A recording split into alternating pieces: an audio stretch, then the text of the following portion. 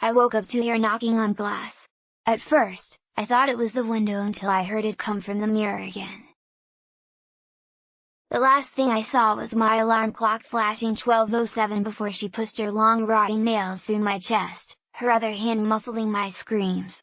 I sat bolt upright, relieved it was only a dream, but as I saw my alarm clock read 12:06, I heard my closet door creak open. Growing up with cats and dogs, I got used to the sounds of scratching at my door while I slept. Now that I live alone, it is much more unsettling. In all of the time that I've lived alone in this house, I swear to God I've closed more doors than I've opened.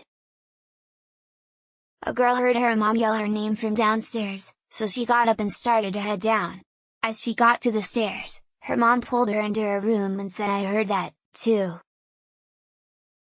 She asked why I was breathing so heavily. I wasn't.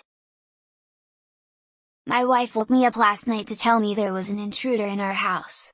She was murdered by an intruder 2 years ago.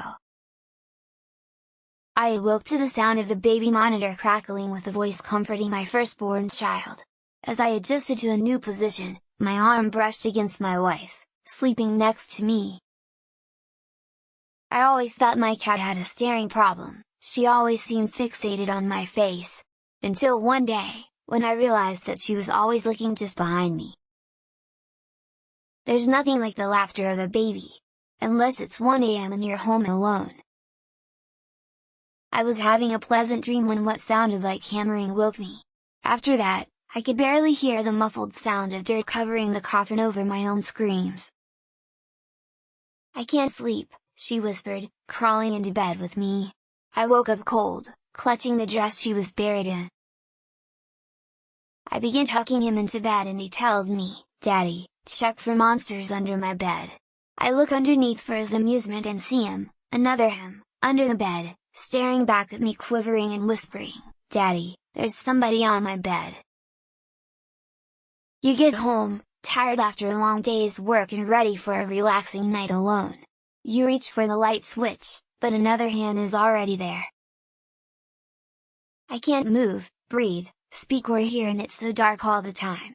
If I knew it would be this lonely, I would have been cremated instead. She went upstairs to check on her sleeping toddler. The window was open and the bed was empty. I never go to sleep. But I keep waking up.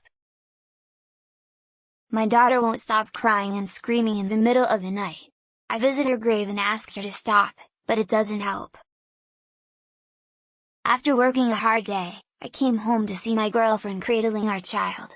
I didn't know which was more frightening, seeing my dead girlfriend and stillborn child, or knowing that someone broke into my apartment to place him there. There was a picture in my phone of me sleeping, but you must know that I live alone.